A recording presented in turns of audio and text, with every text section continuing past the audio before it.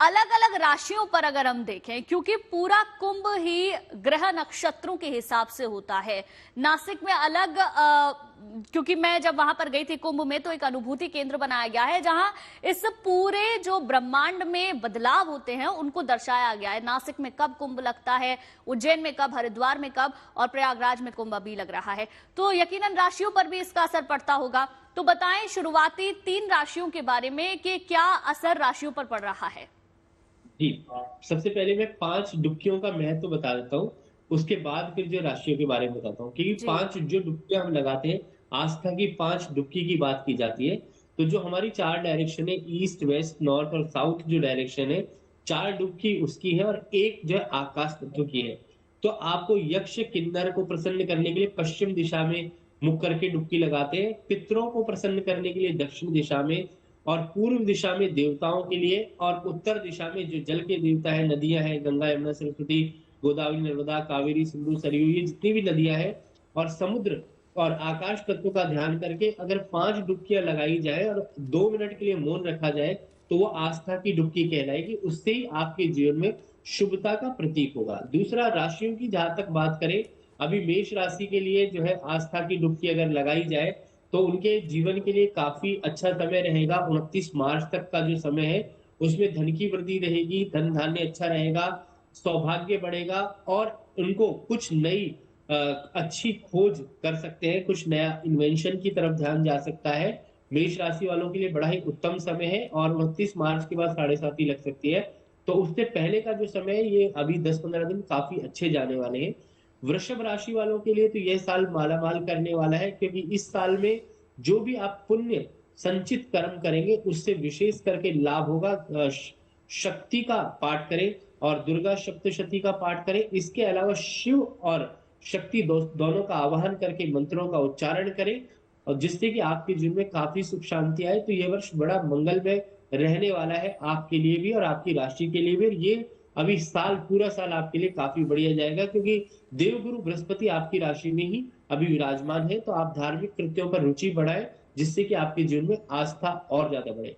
मिथुन राशि की बात करें तो आपका धर्म कर्म के प्रति, दान पुण्य के प्रति काफी अच्छा रहने वाला है, और धन की स्थिति काफी मजबूत रहेगी, और भाग्य और सौभाग्य दोनों में वृद्धि का योग बनेगा।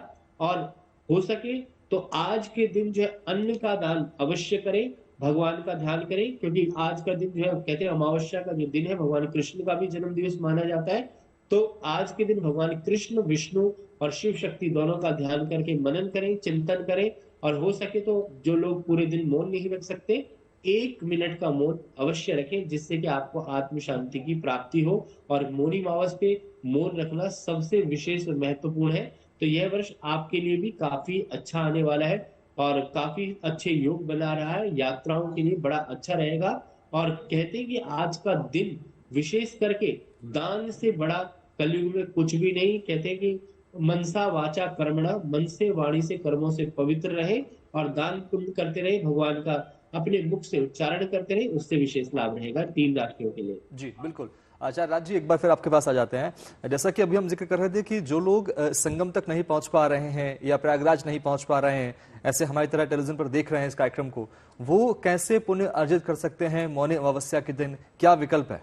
देखिए, बहुत बहुत सिंपल, उसके बारे में हम लोग इतनी देर से चर्चा कर रहे हैं, और ये स्पष्ट है कि अगर स्मरण कर लिया जाए, वेद का एक मंत्र आता है, जब भी आप अपने घर में पूजन कराते हैं तो वहां पर स्टार्टिंग में बोला जाता है, जिसको करके ब्राह्मण जो है वो जल को छिड़कते हैं। वो मंत्र होता है, पवित्रा सर्वावस्थांगतोपि भा यह स्मरित पुंडरीकाक्षम शवाया भयंतरा सुचि।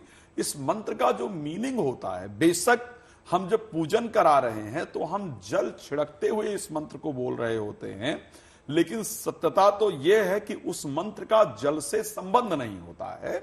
उस मंत्र का तात्पर्य होता है यह स्मरेत पुंडरीकाक्ष शवाया भयंतरा शुचि। एक बार भगवान का स्मरण कर लेने से हम अंदर और बाहर दोनों तरफ से स्वच्छ हो जाते हैं, शुद्ध हो जाते हैं। अब सोचने की बहुत आवश्यकता है, जो कुछ हमारे जीवन में होता है सो हमारे मन के द्वारा संचालित होता है। परिवार से हमारा प्रेम क्यों सबसे अधिक होता है? क्योंकि मन से हम उनको अपना मानते हैं। किसी के साथ दुश्मनी हमारी क्यों होती है? क्योंकि हम मन से उसको अपना दुश्मन मान लेते हैं। इसी प्रकार हम मन के द्वारा किसी विशेष चीज का जब चिंतन करते हैं तो ऐसा महसूस होता है कि हम उस स्थान पर मौजूद हैं, हम उसकी अनुभूति कर रहे हैं। तो अपने नेत्रों को बंद करके, सुंदर सुंदर दृश्य आपको टीवी पर दिख ही रहा है, तो अपने नेत्रों को बंद करके अपने नहाने के जल में, जैसा कि अभी तक चर्चा हो रही थी, गंगा जल इत्यादि यदि घर में है तो उसको डाल दिया जाए, या नहीं भी है तो सिर्फ स्मरण कर लिया जाए कि मैं उस तीर्थ क्षेत्र में हूं और वहां पर स्नान कर रहा हूं या कर रही हूं, यह स्मरण करते हुए और स्नान कर लिया जाए, या गंगा जल डालकर स्नान कर लिया जाए, और उसके बाद बैठ करके ओम नमो भगवते वासुदेवाय नमः मंत्र का 5 मिनट उच्चारण कर लिया जाए। ये वास्तविकता में आपको त्रिवेणी स्नान का जो फल है वो पूरी तरीके से प्रदान करने वाला है।